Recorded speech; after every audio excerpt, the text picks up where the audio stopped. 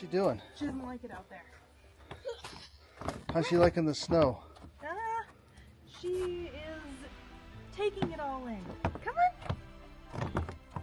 Come on.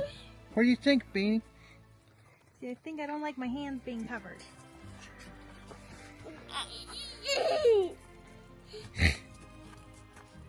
Her first time in the snow. Yeah, it's first time in the snow. I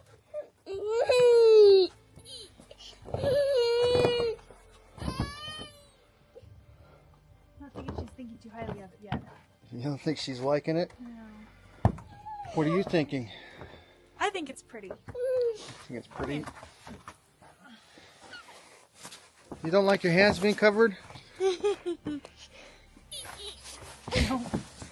So we're up in Raton, if you guys, not Raton, Ruidoso, and we rented a cabin up here, and we're going to go do a little adventuring while Mom does some schoolwork.